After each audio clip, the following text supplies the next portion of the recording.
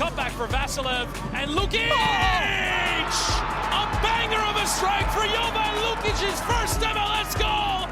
It's fallen out to Westfield! Oh, wow! He's nearly taken the roof of the net off! Philadelphia pounce again! Who gets his goal on his Union debut? The record signing, off and running in his first appearance for the club.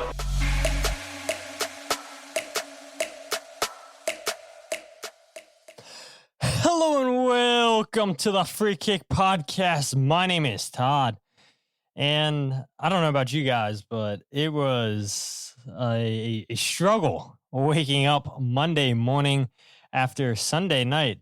It's Philadelphia Union's 4-2 penalty kick shootout win against the Chicago Fire, and yeah, it's a game that I think felt like a playoff game, right, Jose? I think it's a game before the game started. You felt the energy, you felt the buzz around the stadium, the fans in the seats extremely early, seeing the blue towels waved. I love seeing that for the playoffs. Every time the Union give out these towels, it's playoff soccer. And it's interesting to me. The last episode, we talked with Dave Leno about how just the radio, the local TV coverage won't give the Union any bit of time. But you can't tell me that Philadelphia is not a soccer city after seeing how that place packed up Subaru Park one Sunday night. And yeah, we got treated to extra soccer with a penalty shootout win. The Union's first penalty shootout win since 2024 against Mazatlan in Leagues Cup last year. So we have a bit of news to talk about. I thought we'd come in here and talk about Kai Wagner, Jakob Glesnes, and Tristan Blackmon all being nominated for the Defender of the Year. We found out today who won Defender of the Year, and we'll go ahead and give our thoughts from Sunday night's a game with topics such as early time wasting from Chicago Fire, finding space down the right side of the field, Mikael Uhre once again making an impact off the bench. Is it good that the Union went to penalty kicks in the first playoff game? And of course, Blunder of the week. But without further ado, Jose Nunez, how are you doing? I'm doing okay. I agree with you. Sunday, albeit a favorable time slot on a weekend. I guess, what was it? Ultimately, 5:50, 6 o'clock kickoff, I guess, right? Originally, I think advertised at 5:30. Pretty much a lie through and through, but it was good, man. Weather could not have been any better. It was beautiful outside in Chester, and I think you're right. It's hard to deny or find a way that anyone can be right if they were to say that Philadelphia is not a soccer city, because that stadium was bumping. Actually, colleagues of mine from Haverford were there at the game. I didn't even realize it, which was great. Friends of mine that I didn't realize were going went, and they hit me up once they were at the stadium. So it was fun to see, and a lot to dissect, including, I think, as I worded anyways on my piece for MLS soccer.com, what a golazo that Jack Elliott put in there. But certainly more than just that to talk about tonight. Yeah, absolutely. So, yeah, we do have a couple clips, and I do say a couple, it's like 5 or 6 to play from Indiana Vasilev, Brelly Cornell, and then of course Blunder of the Week, because Blunder of the Week is actually a topic I don't think I'm going to lead. Let Jose Nunez do the honors, and somehow Jose Nunez wound up making the story, or I don't think Jose went out to make Blunder of the Week about himself, but certainly people in the social media sphere decided to make Blunder of the Week about Jose Nunez. So yeah, look forward to talking about that later on in the show. But with that said, let's get straight into the news. All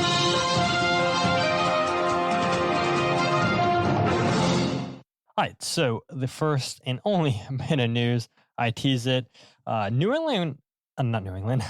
Vancouver Whitecaps center back Tristan Blackmon wins MLS Defender of the Year, beating Jakob, Glesnes, and Kai Wagner.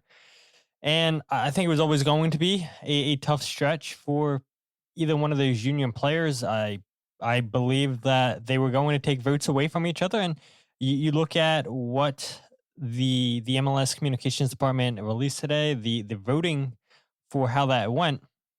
You guys can see it here on the stream. Hopefully it's not too small for you guys, but Tristan Blackmon got 22.03% of the media votes, followed by Jakob Glesnes at 10.73%, and then Kai Wagner at 13.5%. You look at the player vote, Blackmon 8.3%, Glesnes 10%, and then Kai Wagner 4%. Club vote 36% for Tristan Blackmon, 24% for Jakob Glesnes, 12% for Kai Wagner, and it comes out for a total of 22% for Tristan Blackmon, 15% for Jakob Glesnes, and Kai Wagner finishing last at 9%. And I'll go ahead and get your thoughts here in a second, Jose, but I'm not shocked by this. I knew those two players would take votes away from each other, but let's be honest. And I don't know if you had a vote. I certainly didn't have a vote for the media portion of this, Jose, but I'm not shocked. I think there is a clear bias in the media voting for national team players whenever they're up for these awards. Tristan Blackmon obviously makes his debut for the national team back in September. Vancouver had a fantastic season, not taking anything away from them, but I think we've seen over the years, whenever a national team player is up for awards like this in MLS, it tends to be a little bit of a media bias, and 22% of the vote from the media going to Tristan Blackmon, and that's what helped him tremendously. Obviously, the club vote as well at 36%, but I find it hard to believe that he was the best defender in MLS this season, Jose. I guess honestly, we just got to start. Can you keep that up? Actually, just got to start by saying congratulations to Blackmon. Honestly, I know we may feel one way or another, but ultimately the vote is what it is, and he deserves it. He earned it. Whether whatever avenue or whatever people, players siphoning from one another. Where I'm stuck is Kai only got 4% of the player vote is so fascinating to me. And I read that as people hate playing against this guy, or this guy talks so much shit during the game that the players absolutely hate him, because I am shocked for how impactful he is that only 4% of players saw him as the best defender in the league. That's shocking. And sure, he has his lapses. Obviously his role is yes, a defensive position, but I think he does 90% of his work at the top in terms of the offensive end. He's obviously had slip ups here and there in terms of his defensive duties, but he makes up for it and far more on his offensive output. I'm just so stuck at 4% player vote. It's almost comical. The media vote is second best, right? In terms of 22% thought he was better. I'm sorry, Blackmon thought that he was better than the other, the rest. It's just fascinating to me. And I know I said it to you in a separate chat, but this is the most Union way to lose an award, right? This is such a Philadelphia Union way to cough up an award. But in all reality, A, congratulations to Blackmon, and B, it's really cool, I believe, to have had two players that were equally, if not more, deserving than the ultimate winner of the entire accolade. So congrats to Kai and Glesnes for being even selected to be the finalist. Yeah, it's a good point you bring up. Both players being nominated for Defender of the Year. I would imagine that both of them get into Team of the Year. Yeah, it's called Team of the Year, not Team of the Match Day. I don't know. Team of the Year, it should be, right? Or Best 11, I think it's called, actually. They should get in there, I would imagine, right? Because I would think that it's probably going to be Alex Freeman, Blackmon, Glesnes, and Kai Wagner. But maybe we get shocked, like maybe we are a little bit with this award. I agree with you with Kai Wagner. For him, looking at it right here on Foot Mob and Football Reference, Kai Wagner had the 5th most chances created in MLS this season. And that's as a left back. Everybody else is midfielders. You have Christian Espinoza with San Jose, 117 key passes, chances created. Carlos Gil, 102. Marcel Hartel with St. Louis, 99. Martin Ojeda, 98 with Orlando City. And then Kai Wagner, number 5 at 93. Jack McGlynn, former Philadelphia Union player, number 7 on that list with 84. And yeah, I'm not surprised to see Jack in the top 10. We knew once you get into a possession-based system, he's going to be creating those chances. We saw last year he makes those chances too for the Union. Him and Kai Wagner, number 1 and 2 for chances created last year for the Union. But yeah, as a left back, number 5 most chances created, leads the Union in assists. I mean, it's unreal. And yes, a lot of those chances created from Kai comes from corner kicks. He is primarily the set piece taker on this team. So yeah, those numbers are going to be inflated a little bit. But at the same time, too, like, don't take anything away from a left back. And I feel like this is just typical Kai Wagner. Year in, year out, he produces offensively for the Union. And I kind of wish, Jose, that this would have came out prior to the game against Chicago Fire. I'm sure Kai, if we went down in training this week, he would have some choice words. I think Kai is a player that's not afraid to let the media know how he's feeling. You certainly know that, Jose, with the clips that you got from him over the years. But maybe this is a good thing for the Union that Kai Wagner didn't wind up winning this award, because now he'll play the playoffs, I would imagine, with an extra chip on the shoulder. This team doesn't need any more motivation as the underdogs. You hear Bradley Cornell always say that they want to be the hunters, not the hunted. And so now here you have Kai Wagner, Jakob Glesnes, both arguably with a shout for being Defender of the Year, getting snubbed to Tristan Blackmon. I think that's going to give this team extra motivation, and especially a player like Kai Wagner. You would think so, but I feel like Kai is one of those players that doesn't need any extra motivation. It's already built in and then some, right? And the way that he plays and the way that he handles himself, certainly the way he talks to the press, though I think he might have learned this lesson. He's kind of scaled it back a little bit in terms of his public frustrations with things internally or externally, etc. But it is disappointing in a way. But then again, this is, I hate to say it, there was a popularity vote here, right? Especially within the press, and sure, the players, etc., all around. So what can you do? It is what it is. And I think both Glesnes and Kai, I'm actually more shocked that Glesnes wasn't considered for comeback player of the year, considering the season that he had last year. But that's a completely different story. I think both Glesnes and Kai would be totally fine, not even being selected to this accolade if they go on to win. If dropping off of it means that they win the MLS Cup this year, so they move. It is what it is. There you go. I'm Mikey. Yeah, it's exactly what Mike said. He said he can keep the individual award. Our boys will take the cup. And yeah, I mean, Bradley Cornell would say the same thing too. It doesn't matter about the individual awards. The ultimate goal is MLS Cup. They already got silverware this year with the Supporter Shield, but as we know, this team wants more. And they get off to a good start with a 4-2 penalty win over Chicago Fire. But before we talk about that, one last thing I want to bring up about this, Jose, is I don't know if you saw this on Twitter, and shout out to Wagner for pulling this up for Foot Mob and everything. That way I didn't have to go and search. So it's just the stats of Jakob Glesnes and Tristan Blackmon. Glesnes, 12 clean sheets in the games that he played, 1.8 interceptions per game, tackles per game, 1.6, balls recovered, 3.5, dribble pass per game, 0.6, clearances per game, 5.3, block shots, 0.8, errors leading to shot, 0, errors leading to goal, 0, penalties committed, 1. You look at Tristan Blackmon, 8 clean sheets, 1.1 interceptions per game, 1 tackle per game, possessions 1 in the finals, third, 0, because obviously he's a center back. Balls recovered per game, 3.6, dribble pass, 0.08, which is pretty impressive. Clearances 4.4, block shots 0.4, errors leading to shot 2, errors leading to goal 1, penalties committed.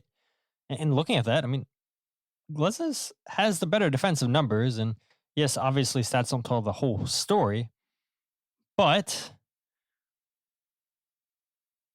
it goes back to what I think, Jose, that it's a little bit of a clear bias. I mean, MLS talked about it, first MLS also all-star appearance this year, earned his first call-up, like I said, back in September with the national team, and then led Vancouver to a fantastic season in the Western Conference. But Yeah, I don't know what some of these people in the media look at. I don't know what some of these clubs looked at when the numbers on paper, Glesnes had the better numbers. So yeah, I just thought that was interesting that Bry brought up the foot mob stats, compare them, and yeah, I mean it's not really close. Glesnes has the better stats here. Yeah, I guess the final thought I would have on this whole thing, and again, I think we just want to shield ourselves from any being hypocrites or being insensitive, right? The guy won the award, and it is Yeah. what it is. There's no ifs or buts about it. It almost feels like a lame season of accolades because having seen the goal of the season, the Sonny free kick, watching that video of all the goals that were nominated, to which I contributed some, if I recall. MLS did put out the call to both contributors and I think contracted writers and in-house writers, et cetera. Like, go through your brain. What were some of the goals that stand out? What were some of the saves that stand out? I nominated two saves that were against Damiani, the Sean Johnson one and Brad Guzan one. Actually, the Johnson one made it to the reel. The Brad Guzan did not, which I found kind of shocking considering it being his last season. But maybe they didn't know at the time that he was considering retiring.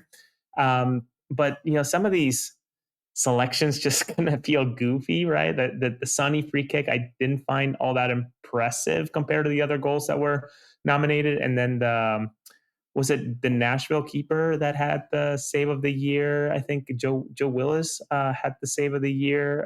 It was multiple saves in like Oh four yeah, or yeah. 5 seconds. But that's fine. But having seen some of the other saves that were nominated, never mind submitted, I'm thinking to myself, I don't know. I think Sean Johnson diving to his right, keeping a scissors kick out of the top 90 bin seems a little more impressive, but it is what it is. Congratulations to anybody and everybody who got an accolade this year. And Sean Johnson's not in the playoffs. Yeah, that's true. Yeah, it was Neither Celentano who's for on. true. Celentano against Nashville is what got save of the year. His double Thank you. save. But yeah, I mean that Sean Johnson one, I don't even think a lot of people remember that save. And yeah, it was a fantastic save on fantastic effort for Damiani. And you've been on the show multiple times talking about.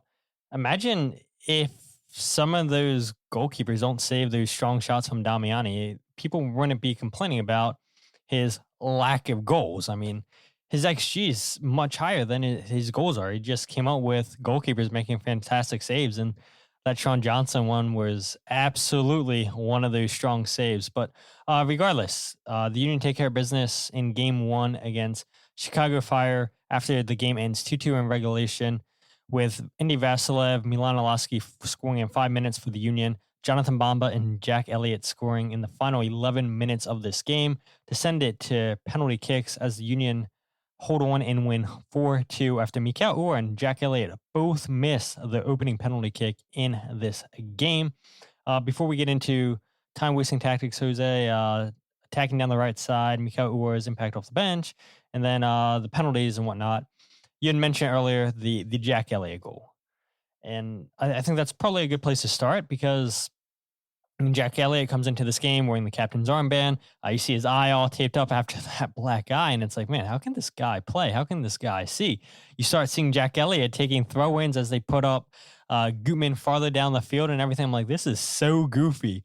And then maybe to some fans, even more goofier to see Jack Elliott strike a ball that cleanly well outside the 18-yard box. But if you followed Jack Elliott from his West Virginia days, if you followed anything that Marlon LeBlanc or Jim Curtin had said, they'd always said that he's one of the better strikers of the ball on the team because he grew up playing as a striker. He had that technique, and he couldn't have hit a better strike outside the 18 than he did to tie that game up.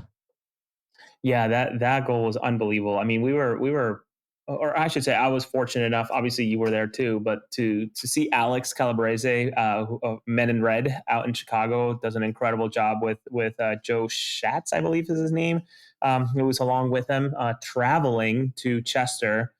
So if you can, please go and find their content and subscribe, like, etc. When independent reporters go out of their way to travel the way that those two do or that outlet does, they certainly deserve some sort of support, even if it's a different team. But I remember looking at Alex when that went in. I'm thinking, the hell was that? What just happened? Like this is unbelievable. But yeah, I even Alex was confused, and I think you and I were also confused when they were having a little spat about who was going to take the free kick. I don't know if that was a bit, right, or if it was all real. I'm not sure. Alex wasn't sure either, and he's watched every single minute of that team play this year and reported on every single minute of the team play. But ultimately, a pretty bad free kick that ultimately finds its way to Jack, and Jack just, I don't know. I often catch myself going on Instagram, Todd, and I swear there's a point to this. And you see the ball, the way that people pass the ball to one another, whether it's professionals or just genuine, just adult players, whatever. And it's a nice, like, dewy grass, and they just slice the ball on the ground, and it just skips, doesn't really spin too much. That's exactly the way that Jack hit it, and it just kind of nestled its way and curled its way across a few legs, and ultimately took Andre Blake by surprise. And it could not have been a better goal to sort of, in very, once again, Union fashion, them cough up what was a 2-0, I don't know, in control, sort of just cruising to the end. But it's never easy with this team. Never, ever easy. Yeah, it never is easy. And Indiana Vassilev had talked after the game where I had asked him the question where, look, I still see it as a positive. You never want to concede 2 goals. I totally get that. You give up 2 goals, but they're set piece goals. Those are so correctable during film sessions, film studies. The Union's one of the better teams defending set pieces. The opening goal to Bamba, Jack Elliott gets a header to it, hits off of the post, and then it's a free ball for Jonathan Bamba just hit into the back of the net. I know the Union thought that they had a handball on Andrew Gutman, and we had a little bit of a check at VAR, but they ultimately decided not to send Sergei Belko. Is that his last name? I forget his last name. It might be. I threw away my name sheet as soon as I got done at the stadium. It was gone. Boyoko? I'm probably saying that wrong. Yeah, and he decided, yep, I'm not going to go to the monitor. The VAR tells me not to go to the monitor. Goal given. And then obviously the Union do well to block the Jonathan Bamba strike, but then the ball falls to Jack Elliott, and that's just not getting out there quick enough to close that down. Jack Elliott, it seemed like, had 1,000 years to go ahead and just line that shot up, keep it low on the ground, and how it gets through all that traffic, I'm not too sure. But again, I'm not concerned by that because you don't give up any goals from open play. We knew coming into the playoffs, the Union had conceded the fewest amount of goals at 35, and I looked at it earlier today when I was finishing up my article. The Union, out of those 35 goals, only 19 of them came from open play, which was tied with Minnesota for fewest amount given.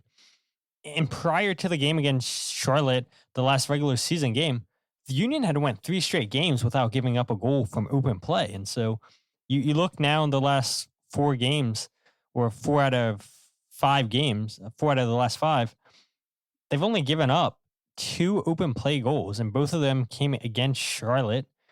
Yes, you can see 2 goals against Chicago Fire, which you don't want to concede goals. I get it. But it's not from open play. You give up 5 shots on target, and only 3 of them came from open play. The Union forced Chicago to take shots from outside the box. A lot of blocks from the Union this game. A lot of shots coming in from angles where Chicago doesn't want to be hitting that ball from. So, in my opinion, that's a positive because you can correct the set piece goals. Your game plan worked. You got frustrated by Chicago, I think we would both say, and we can talk about that here in a little bit, and it eventually leads to a red card actually for Chicago Fire. But the Union kept their shape, I think, very well, Jose. And you had asked Bradley Cornell about Macania. I thought he was excellent on the night. Hugo Kuipers, I forgot he was out there on the field. He did absolutely nothing all game long. Took the fewest amount of touches for any outfield player that played 90 minutes. Took 30. And that's a credit to the job that Jakob Glesnes and specifically Macania did on Kuipers. Yeah, I was thoroughly impressed, just through and through impressed on. And my question was really about, the maturity and sort of the relaxed nature of his during that entire match, because I kept on finding moments where I think I even looked at you, and I certainly looked at Alex, and I said, can you believe this guy's this young? The way that he's just holding the ball, letting Kuipers run past them because Kuipers is trying to get him to either pass it or thinks that he's going to pass and he's going to intercept, etc. But Magana wasn't falling for it. He was just tucking the ball, and maybe a Cruyff later going the other way and passing it along. Winning aerial duels against someone like Kuipers is also incredible. We haven't even talked about their formation off the ball there at the end, where at one point I think it was a 5-1-4, the way that they were lining up and blocking everything. But overall, I thought Makanya and Lukic were my two players of the match, and they weren't even really scorers, though you could argue that I don't know, by my contractor standards, Lukic had 2 assists, right? Yeah, the hockey assist, that is very true. The outlet pass to the assister, and Jovan Lukic, and we can talk about those goals that the Union scored here in a second. Mike Barrera brings up a good point. He says, curious if Zenko Knuckle plays on Saturday. Can't be forgotten that the Union played the Fire while they were down their best player in one short rest. That may not be the case at this time. Jazz came in and said that Zenko Knuckle not playing saves the Union's bacon. And yeah, 15 goals, 15 assists. Obviously, huge season for Zenko Knuckle.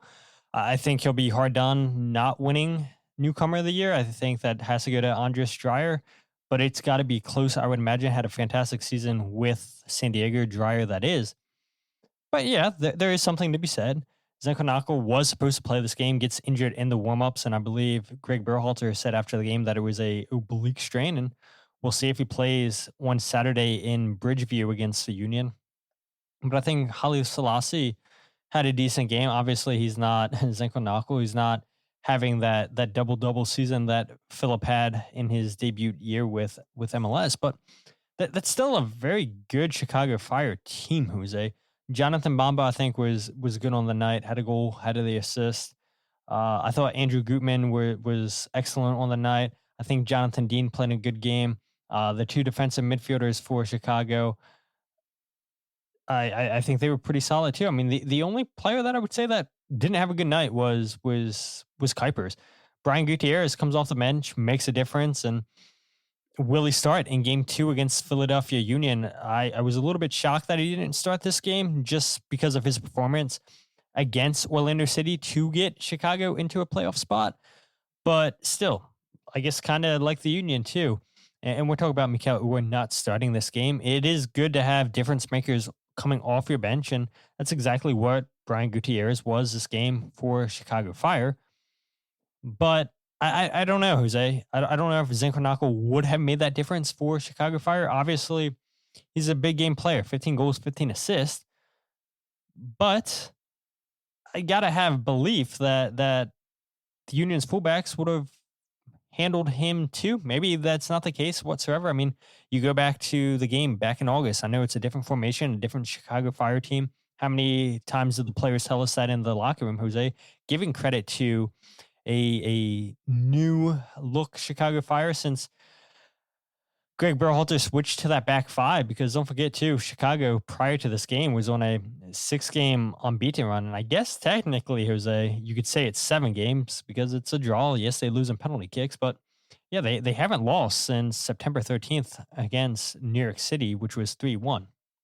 So this was definitely a Chicago Fire team coming in on form.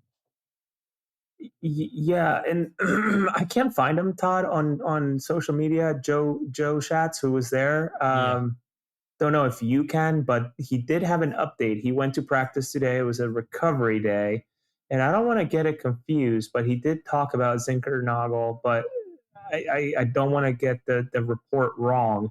I'm pretty sure that he mentioned that he was sort of back out there, not necessarily practicing, but rather just doing things on his. I'm sorry? He's in the gym. I see the tweet here.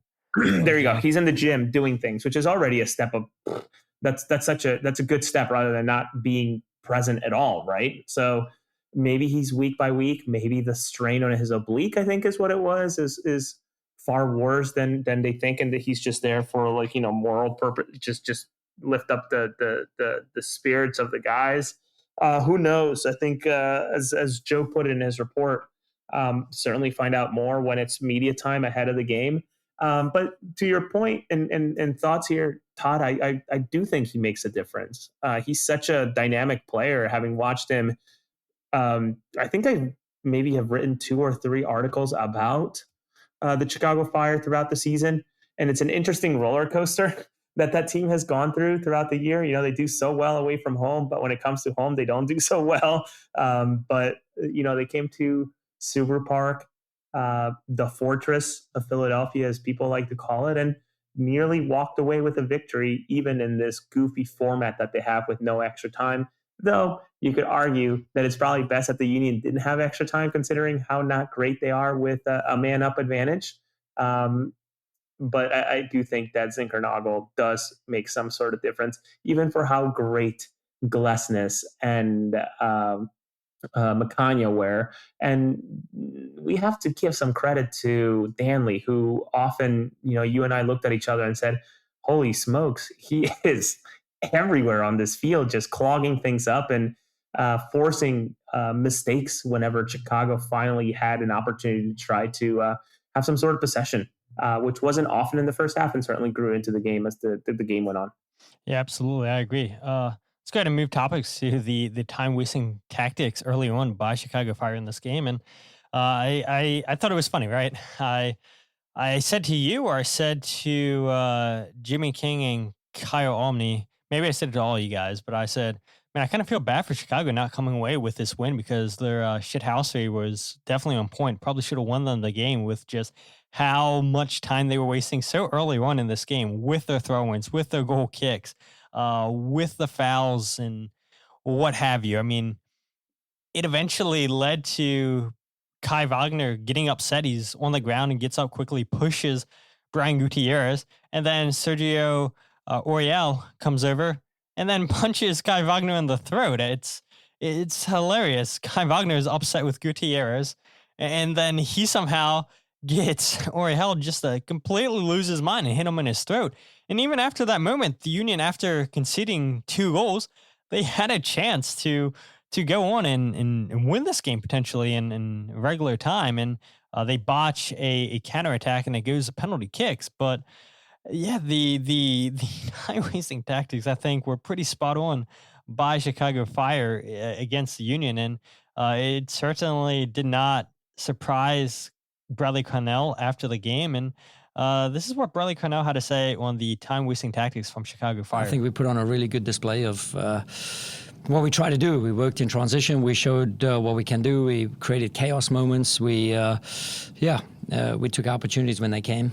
Just unfortunate the way we give up the 2 moments, with the set piece at the end there. So, we were excited about the game. We were excited about the full game. And, it was a contrasting of 2 styles. One team just trying to waste every second and try and get out of here.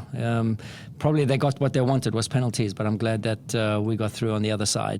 And that's the thing, though, with this formation, though, Jose. It's like after the end of regulation, you go straight to penalty kicks. And I don't see anything wrong with that tactics. I mean, it's a little bit cowardly. Didn't Real Salt Lake do that last year or 2 years ago? And I forget who they upset. And people on social media were so upset with the way that Real Salt Lake approached that game. They go into the next playoff game and they completely get upset. Last night with Minnesota and Seattle, it's like, that was ugly. I respect it, right? If you're that confident in your penalties, why not? Yeah, you can say it's cowardly. Yeah, you can say it's anti-soccer, but it's the way that the format's set up. If you want to sit back deep all game, if you want to just bring your shithousery the whole game, then why not do it? Why not? And there's definitely moments where the Union were getting frustrated with the time wasting, with the fouls and everything. And fortunately for the Union, they don't get anybody sent off. If you had a bet, if somebody's going to get sent off, it probably would have been Kai Wagner, just because of how emotional he is. And he's the player that gets Auriel sent off. Yeah, to me, it was just And, I say it every time, Todd, it's never the aggressor. It's always the response that gets the harsher penalty or infraction whenever it comes to this. And Orhel just sort of fell for it. On the penalty kicks, man, like the time wasting was insane, like unbelievably insane of, yeah, Jack, just go ahead, go up and do a throw in.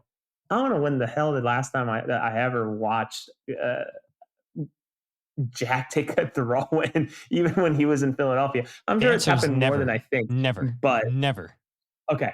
But to me, it was one of those things of like, what am I watching? Like, what am I watching? And go back to the tactics. Without possession, at one point, Chicago was on a 5-1-4 formation. And obviously, like push and pull the way that the ball was going and who's not going, and they're pressing or they're shifting around of bodies. But it was just so telling of what they were trying to do. But to me, what's more impressive, Todd, is, and I think this is the Bradley Carnell mantra and the coaching staff, and I think just down the spine, believing in the system, that even when teams try to eliminate or try to take away or try to lower the opportunity for Philadelphia to play the way that they want to play, Philadelphia finds a way to lean their shoulder into it hard and still end up doing what they're really good at, right? Think about those 2 goals. Thank you to you for pointing it out. From the Lukic interception to Indiana Vassilev scoring, 11, 14 seconds, whatever the hell it was, an unbelievable flip of the script there with the way that it went. Fast forward to the second goal with Ilosky just getting the ball up there after another interception. Very quick turnovers, players who I think, I don't know how you coach this. I would love to hear Bradley, how he coaches the idea that, and this is the Mike Barrera comparing American football to soccer, but the way that some of these guys, as soon as they see that there's an interception, they go complete out route. They just start sprinting because they know that they get further ahead, the better, right? They get further ahead, the more likely they are to go and score a ball here. Like, look at this. Immediately, boom. The way that he just sprints. Ilosky, as soon as the interception happens, Ilosky's like, all right, I'm out. I'm going to go ahead. And what a finish. Unbelievable finish. So, yeah, I can't help but appreciate that once again, no matter what teams are throwing at Philadelphia, at least in this match, I should say, Chicago threw at Philadelphia, they just leaned their shoulder even harder into the way that they play. And then they ended up surviving, right? Even if it took penalties. Yeah, exactly. And you had transitioned into the goals, and rightly so, pointing out the interception, 14 seconds from Lukic's interception in the Union's defensive half of the field. He finds the outlet pass out wide to Mikael Uhre, and then Uhre, who cuts in onto his left foot, said, Jack Elliott's probably expecting me to have it on my right foot. I'm going to try something different. And fortunately for him, it's a great cross to the back post for Indiana Vassilev, and it's a good tidy finish there by Vassilev at the back post. But that is the Philadelphia Union. You heard Bradley Carnell say in that opening clip, a lot of great transition moments, a lot of chaotic moments. And that's Philadelphia Union soccer. You might not like it. It might not be the most attractive brand of soccer, but it works for them. It's got them to this point, and they're not going to shy away from that moment. They're not going to shy away from how they want to play. And I have no issues with that. I mean, the Union should continue to play that brand of soccer. For people who aren't watching it live, we're looking at the opening goal. It's the interception right there from Lukic. And as soon as he gets it, it's that forward ball into Ilosky. And then Ilosky is just playing that 1v1 against Mikael Uhre, cuts inside right there on his left foot. And then it's the perfect ball to the back post. Great touchdown by Indy. Then a strong left-footed finish. I mean, that 14 seconds. Bradley Carnell says all the time, right, Jose? We want to score or have a chance within 10 seconds of intercepting the ball. Okay, it goes a little bit longer than Bradley Carnell would have liked, but still, he'll be delighted with that goal. It's the interception. And what does Lukic do? He doesn't think about, okay, let me pass backwards, let me pass side to side. I'm looking for that forward pass. You look at The goal with Milan Olaski, it's the same thing, right? The pressure from Danley John Jock and Frankie Westfield. They win the ball back for the Union, and then Lukic gets the ball, and it's forward pass. I'm always looking to play forward, and we've seen that so much this often with Lukic being that creator. Yeah, he's the number 6. He does so much defensively, but his vision is unbelievable. The way he can thread these passes, unbelievable. You're right, Jose. It's a fantastic hit by Olaski to put the Union up 2-0. Similar to what we saw with Mikael Uhre, cutting in another 1v1 situation.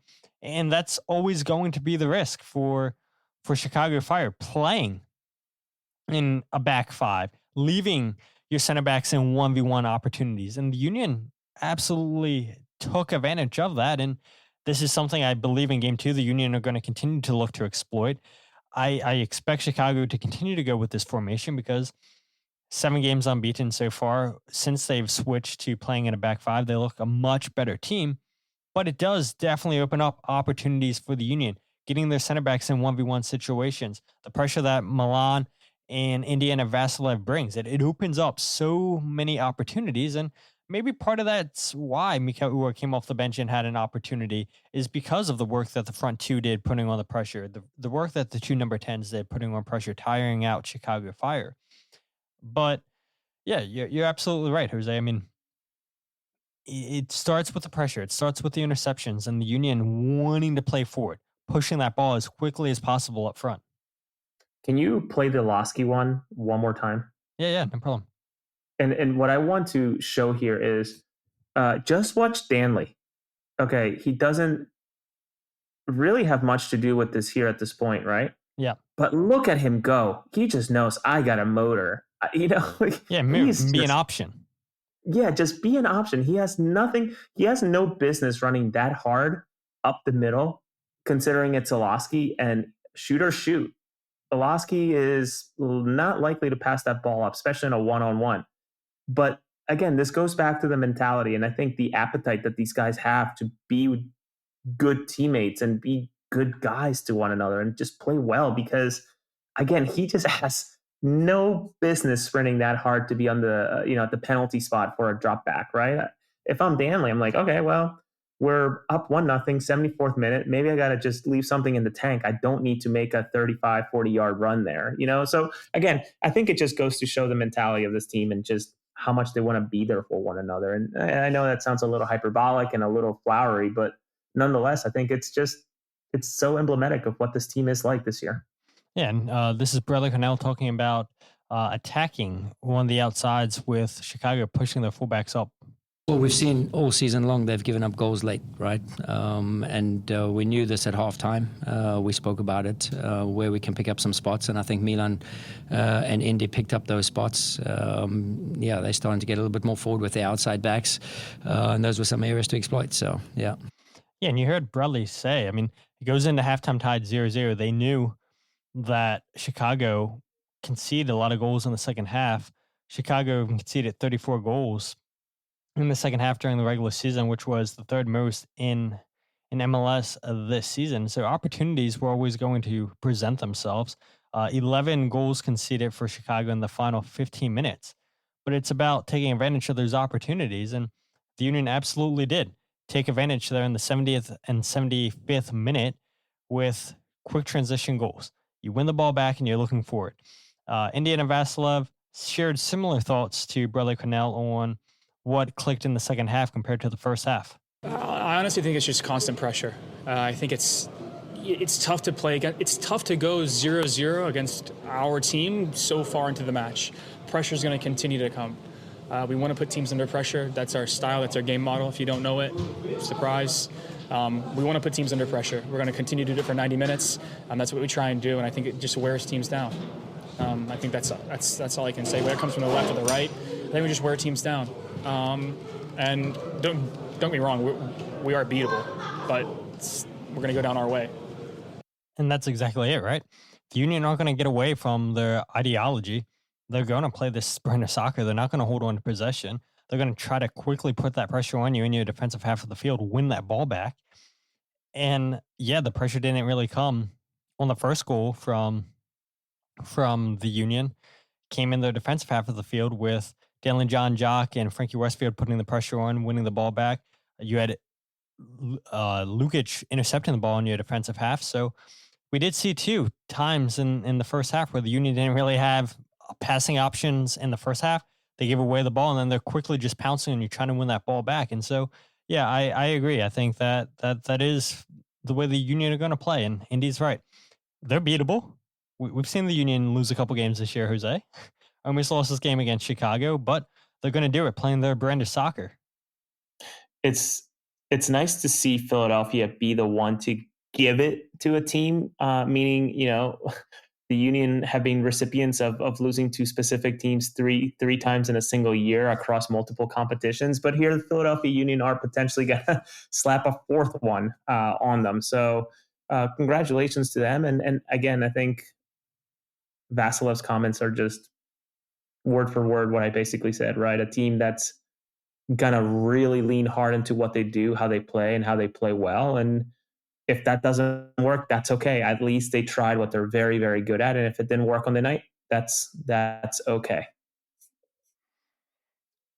So I'm so confused right now, Jose. I got a notification on StreamYard that that the Facebook took down the stream, and they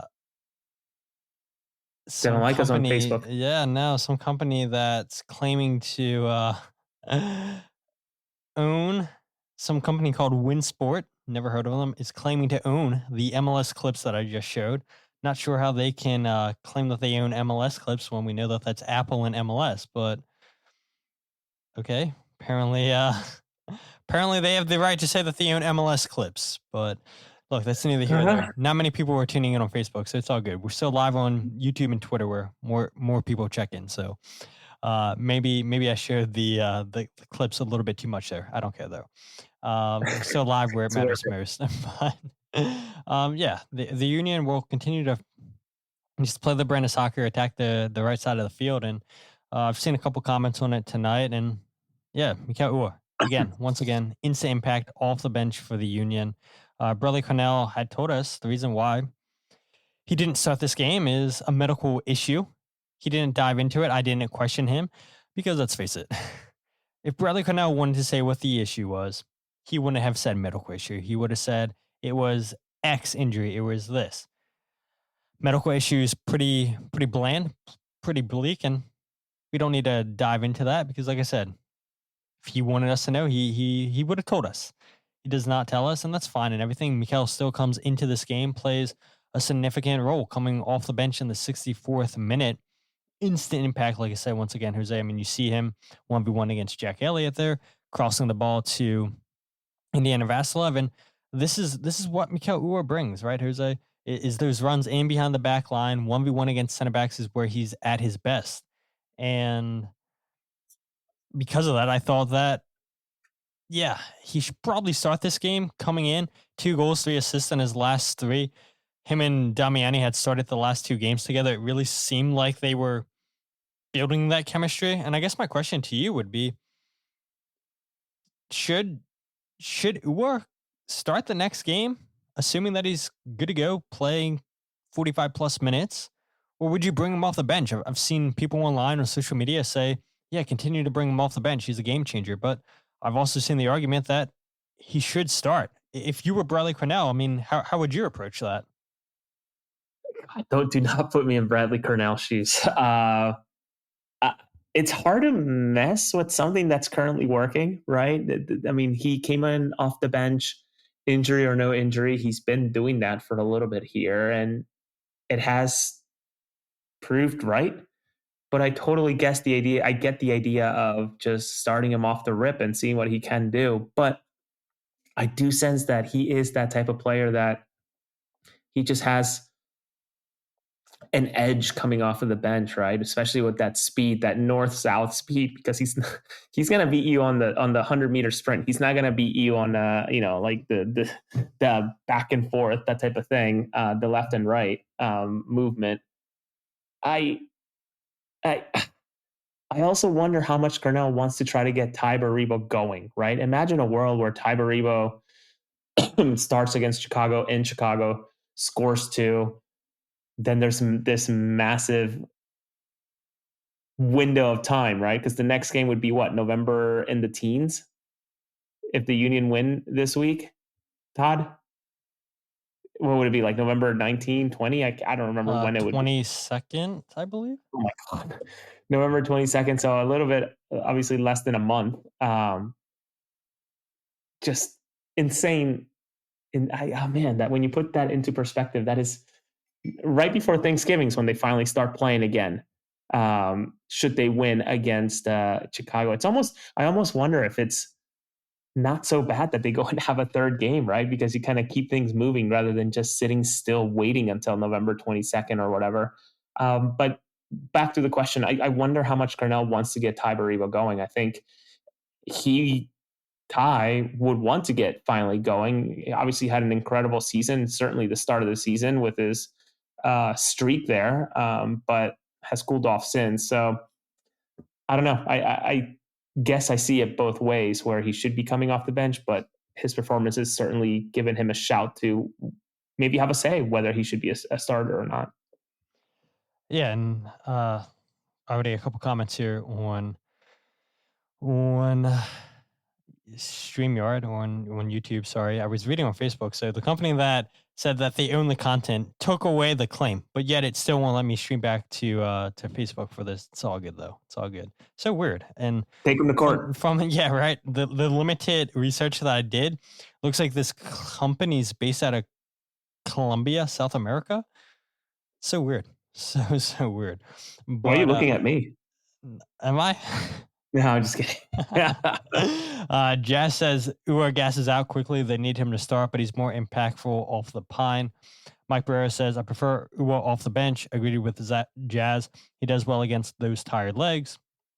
And then the opposite, Michael says, Uhre has earned the start. Sorry, Ty.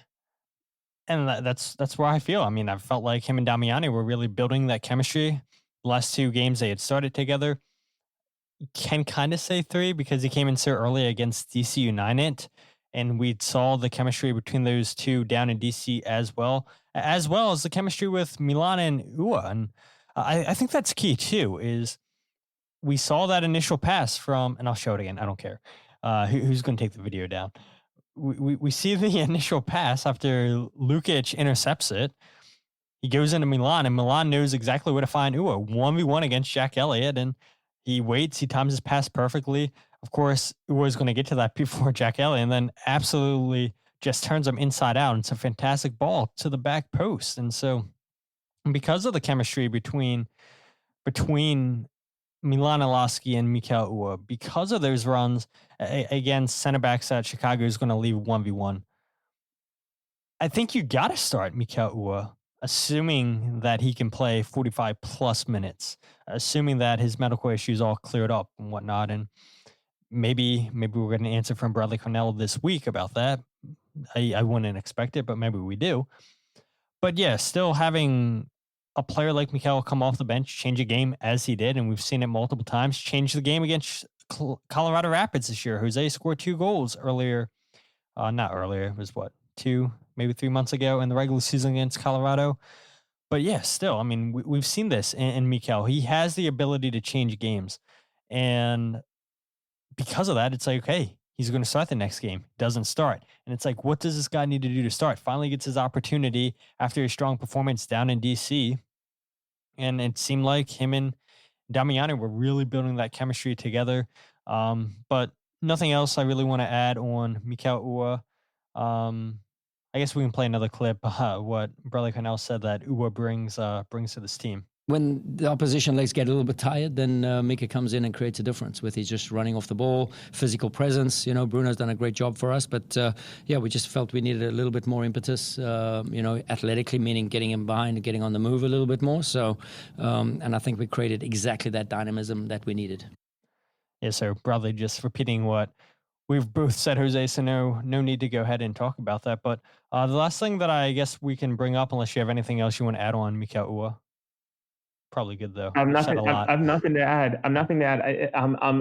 I'm actually looking, and I meant to. I'm trying to find out what that Adidas jacket or sweater is that Bradley's wearing, because So I nice. want one. I want one so bad. It's sharp. It's sharp as hell, especially for the winter. Absolutely. It's a very, very nice Adidas jacket. But the last thing we'll talk about, is it a good thing that the Union went to penalties in their first playoff game, Jose? Um, yeah, I guess that's my question to you. It's like you never want to see the Union concede 2 goals, but again, I said it earlier in the show, it came from set pieces, not open play, so that's a positive. But is this a good thing that the Union went to the playoff to penalties? They wind up winning in penalties. I mentioned it in the intro. It's the first penalty kick shootout win since 2024 against Matzalan in League's Cup. Remember, the Union also played Colorado Rapids that year in penalties in the third place game, and they lost 3-2 or 3-1 maybe. I think it was only Jack Elliott who converted his penalty. You had Baribo miss a penalty in that game. Jack McGlynn, I want to say, missed a penalty in that game. That was Or ugly. maybe McGlynn didn't take it. I'm looking at it now. It was Gazdag and Baribo missed after Mihailovic and Bassett scored. Maxu scores. Jack Elliott converts. Connor Ronan gets his penalty saved. And then for whatever reason, you had Olivier Bizo step up when it's 1-3 and Bizo gets his penalty saved. I mean, so weird. So, I mean, I think this is good, Jose. I really think this is good.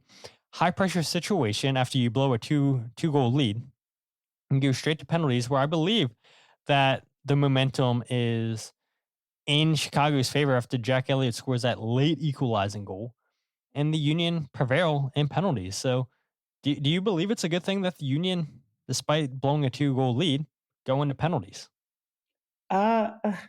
It's hard to say whether it's a positive or a negative. I think in a negative way is the way that they ended up getting there, right? Disappointing. Jack Elliott, incredibly dangerous in set pieces for his own team and against his own team. I remember the game where he scored 2 goals for Chicago, but also scored an own goal. So he ended up with 3 different goals on the night earlier this season. Obviously, incredibly involved with the first one. But maybe it's a good thing in terms of, I think it showed us some surprises. You and I looked at each other and started writing down, who do you think are going to be the 5 to take the penalty kicks? And neither of our lists had Frankie Westfield stepping up. And it's just having the fucking confidence to go up in a playoff game.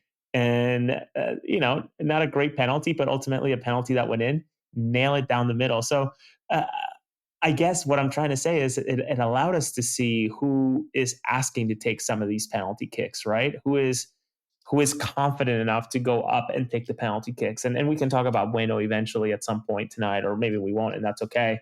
But I think that's a positive. And yeah, again, the negative, just the way that they more or less found a very Union way to collapse and take it to that stretch. But I guess one more positive about it all is they got it out of their system, maybe, right? This is good practice to go through a penalty shootout that actually matters. They didn't have Leagues Cup this year. I mean, think about all the Leagues Cup penalty shootouts that you've mentioned that maybe were not great or in favor of the Union that Colorado won. But there was that one year where they had that they have to end up playing Leagues Cup rules. I'm already hazy about it, but there was no extra time. They went straight to penalty kicks as well. Or did they have extra time and then penalty kicks? Let's see if I can pull up one of those games real quick. I believe it was straight into penalties. Let's see if I can pull it up. Was it DC or Red Bulls that they ended up going straight to penalty kicks or one at one point or another? DC. Okay. So some of those years, it feels like they've had more opportunities based on the competition to get to penalty kicks. If I remember correctly, the only match that went to penalty kicks this year was obviously US Open Cup earlier in the year, right? One of their matches went into it. So it's good to get the rep where it actually matters and not just at the end of practice, for what it's worth. Yeah, I agree. I'm looking. Wow, I totally forgot. The Union went to penalty kicks in the group stage against Cruz Azul. Do you remember that? The Union won 5-3 on penalty. I completely forgot about that. That was it It was what competition? Was it CONCACAF? It was League's Cup. Daniel Gazdag also missed a penalty in that game. Jack Elliott, Jose Martinez, Sam Adeniran all stepped up for the Union, and the Union lost penalties 5-3 because Daniel Gazdag missed his penalty in that. Yes, I remember that because Carl Golbish, who was kind enough to let me leverage his pictures, he has this awesome picture of these guys looking defeated, just absolutely defeated with how crazy of a season that was. Yeah, so that's 2 penalty shootout wins last year in the League's Cup that the Union lost. Cruz Azul and then Colorado Rapids. They beat Mazatlan 4-3. And so, I don't know, maybe I'm convincing some of the listeners that it's a good thing that the Union's first playoff game this season went into penalties, so they could go ahead and get that experience again. And it's a new group, and a lot of these guys, this is the first time playing in a format like this. Certainly Frankie Westfields, and scored a huge penalty kick in that moment for the Union. We've seen Jesus Bueno be there for the Union. I mean, how many times did he step up for the Union? The Union, I'm looking at it right here, Jose. They played DC United and New York Red Bulls in both penalty matches in the League's Cup. They won 5-4 against DC United and then 4-3 against New York Red Bulls. You had against DC United, Bizo took a penalty in that game too. Wow, unbelievable. Daniel Gazdag, wow, no way. Missed a penalty. Wow, 3 penalties missed from Daniel Gazdag in the League's Cup the last 2 years. Unbelievable. Julian Kranza, Jack Elliott, and Jack McGlynn, Jesus Bueno, and Olivier Bizo scoring the game-winning penalty kick for the Union. Unbelievable. And then let's look at New York Red Bulls. Wow, I mean, these games, some of these games you just completely erase from your mind. Jack Elliott, Mikael Uhre convert. Jack McGlynn misses a penalty. Julian Kranza converts, and then Jesus Bueno converts the game-winning penalty against the Red Bulls. So, yeah, I mean, the Union do have experience playing penalty kicks thanks to the League's Cup, but they haven't always had the success. And so it is nice to see them get success on the night against Chicago Fire. And, of course, they get help from the woodwork with Joel Waterman hitting the crossbar, and Andre Blake showing up big on a save on Jack Elliott's penalty kick. And I was, good. I mean, if you want to chime in, I completely forgot that I didn't save this video clip, so I was trying to download it real quick about. Oh, gotcha. Good. No, Cornell talking about the penalties. Yeah, no, I was shocked with Waterman's penalty kick, just atrocious. And Jack Elliott, who after the match did also comment, just he wasn't trying anything fancy. He wasn't even trying to trick anybody. It was just a flat out terrible penalty kick. Is what he shared with Alex, who again, Alex was kind enough to share the audio with me after the match. Just 2 awful penalty kicks.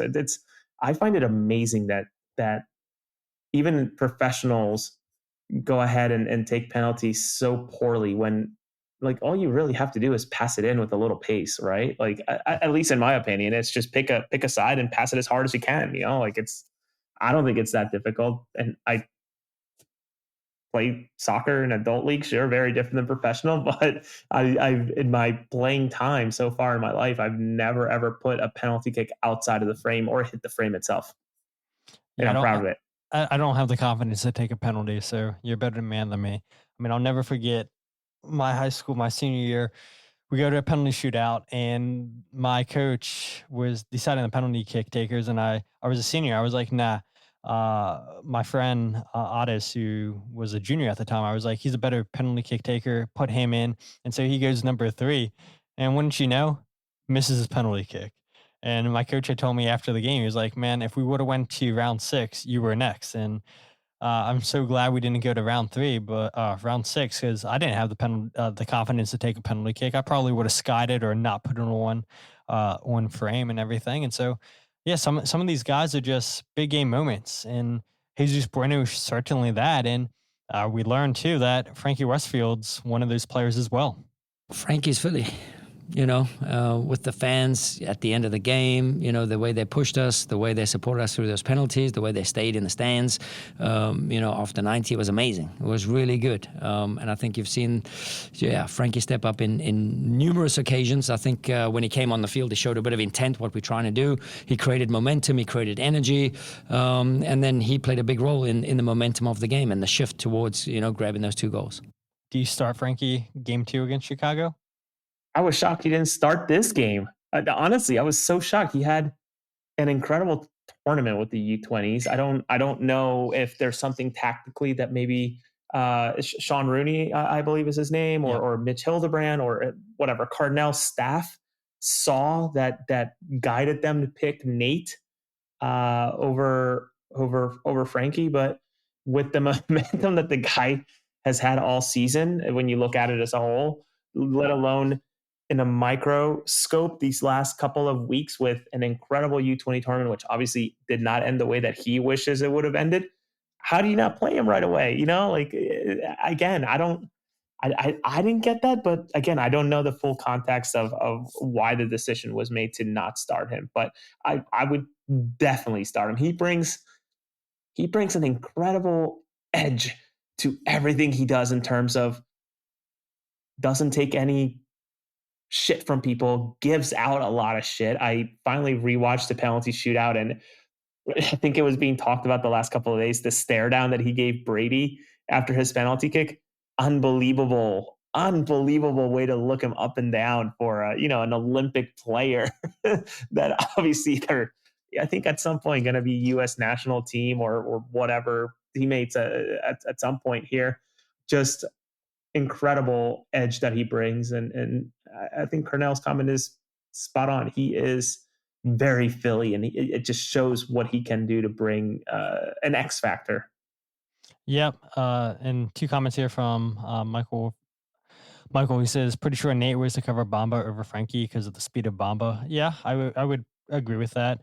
And then Jazz says Nate's vertical ability against the Fire center backs on set pieces was probably appreciated in the opener. And I agree with that too. I mean, tall center back, especially Jack Elliott. Yeah, I could see both of those being reasons why Nathan Harriel got the start over Frankie Westfield. But yeah, for sure, Frankie Westfield, beautiful penalty. Did not have him as number, what was he, 2 or 3, Jose? I forget now. 2, 3, maybe 3. I think he was 2. I don't know. Oh man, dude. I mean, look, these games always come together. I'm trying to pull it out right here. I'm sure Jillian knows what number Kyle what number Frankie was. Yeah, he was number 2. Uhre misses, Elliott misses. Frankie slots it right down the middle at number 2. But yeah, we'll see. I wouldn't be against Frankie starting against Chicago game 2, but we shall see what happens. But that's pretty much our thoughts on the game. And let's go ahead. You can decide, Jose, how long we talk about this. I do have the clip played whenever you want me to play it. But we'll go ahead, talk about Blunder of the week. I'll let you go ahead and lead the charge here, Jose. I think it's only right. Yeah, I guess I sort of became the story and got clowned a little bit, and that's okay. But I think the sentiment's true, right? This whole thing with Michael Wilbon on ESPN, and sure, he is a older reporter, old school, right? Like soccer. Sure, he may watch whatever ESPN's touting out, whatever rights they may have with La Liga. I bet you he's not watching a whole lot of the Eredivisie or USL, which is again sort of what ESPN has up its sleeve. Barring select games that go to CBS Sports, Golazo, whatever. But I think the sentiment was, why not just act normal? And I think I asked that out of a lot of the media, not just national, but certainly domestic and meaning in the market of Philadelphia. There's no real reason to talk shit about the sport anymore, or even if it's the league or whatever. There's just no real sense when years and time is being contested amongst different mediums, never mind different outlets within the same medium. These people decide to try to alienate customers that they may never get back because, surprise, guess what came into my email the other day, Todd? ESPN, please email YouTube TV because we are contesting our contract with them and negotiating, and they want to take us off the air. We need you to call them and tell them that you want us on their lineup.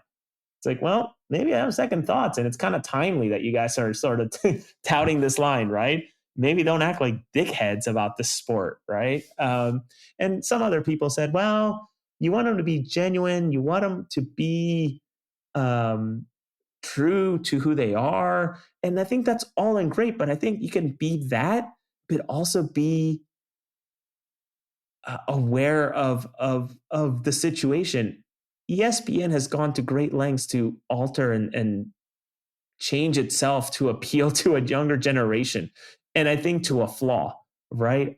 However you feel about Pat McAfee, however you feel about how heavy they advertise betting, goodness, the day that the whole betting scandal came out for the NBA, the morning shows on ESPN still had betting chyrons going at the bottom of the screen. That is unbelievable. It just cracked me up. So I guess what I'm trying to say is just, why can't you just say like, congrats, I guess, good luck to Messi, the GOAT, or something about, Nashville. Like, yeah, I love an underdog story.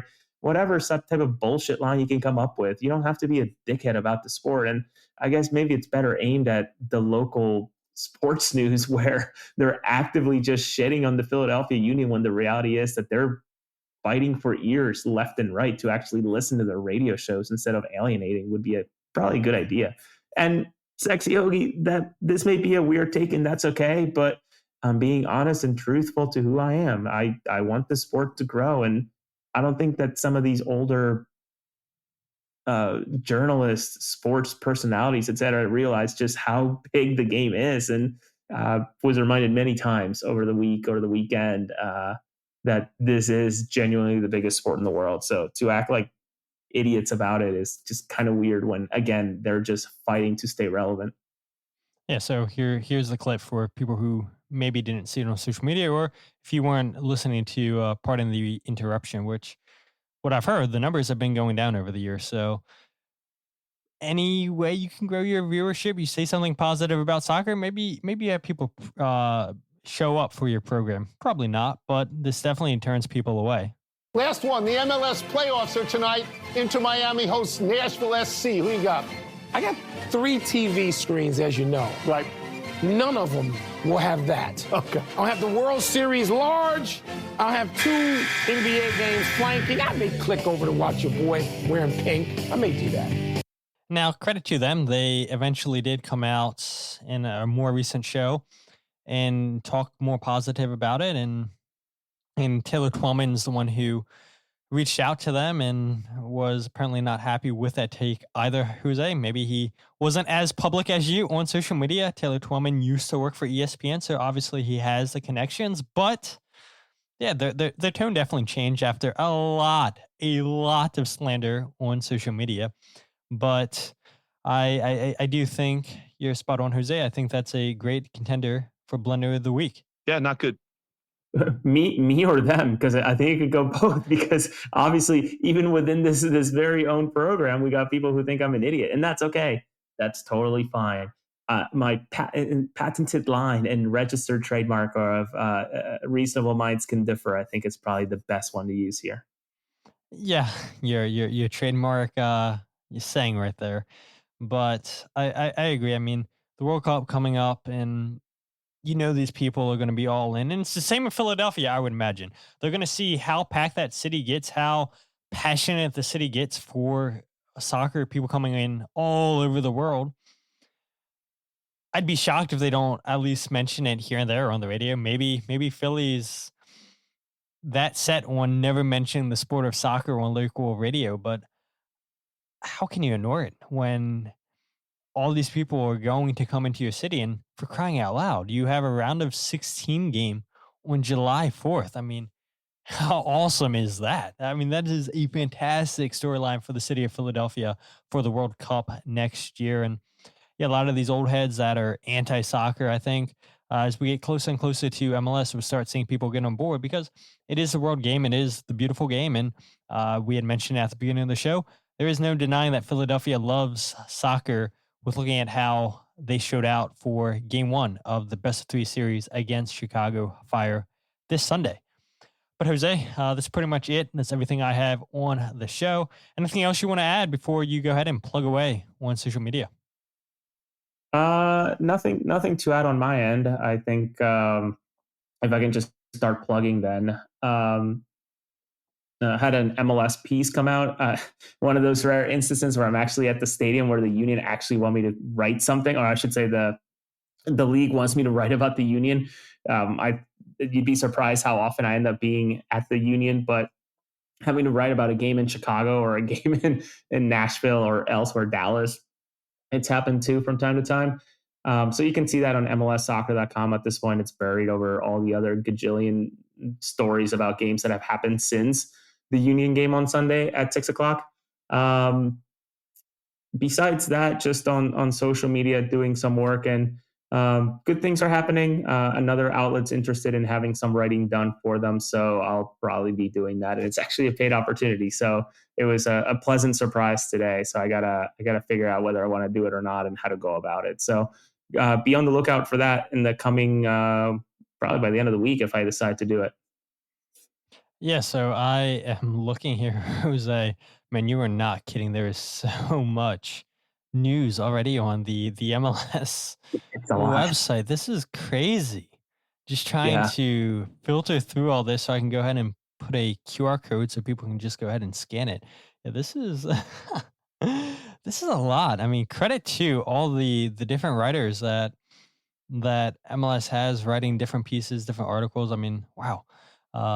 I was not expecting to have to go ahead and search through this many articles. So we'll see if I can get the QR code posted before we end this show.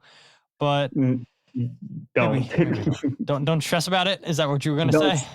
Don't stress about it, because at this point you're going to end up on page 6 or whatever. No, it's cool, right? Like, I think we didn't really talk about it, but I think there's some, maybe not patting on the back, but some recognizing. Thank you, Mike. There's the comment I was looking for. I knew it was coming. Having clicked through most of them, not every single one of them, I think the AI generated nonsense that MLS tried completely backfired. I think that much is clear. Every single piece that I saw that has gone up since my article came out on Sunday at 5:30 has been done by human, which is the way it's supposed to be, and I hope the way it stays. So we'll see. Then again, I didn't click on every single one of them. I was just spot checking as the days have gone on. But I think that they heard the response loud and clear. So I think you can expect humans only from here on out, hopefully. Yeah, absolutely. And yeah, thank you so much, Jose, for that clutch assist right there, so I can go ahead and find your article. It took me about 20 years, but we got it. So go ahead and click the QR code, scan it with your phone, and Jose's latest article on MLS's website shall come up there. I'll leave a link in the show description for you guys as well as always. But if you guys aren't following the podcast on Twitter, Instagram, or Facebook, follow at Free Kick Pod, wherever you get your podcasts of The Free Kick. Check out the YouTube channel, youtube.com/Free Kick Pod. Live every single podcast on YouTube, Twitter, and Facebook when apparently we don't get copyrighted, and then the copyright strike gets taken down by a company in Colombia.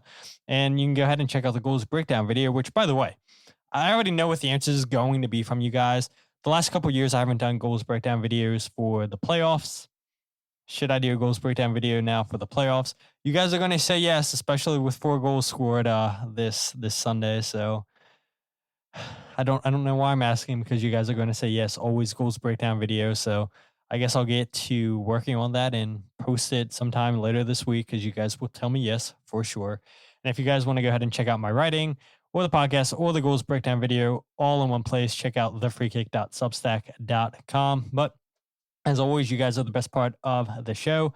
Jazz says, I will miss the next 2 if it goes 3. Chat well in my absence, guys. Come on, Jazz. We got to get you to continue to show up here. Best part of the show, you and the rest of the commenters. So I appreciate you guys, as Jose does as well, commenting, engaging with us on the show.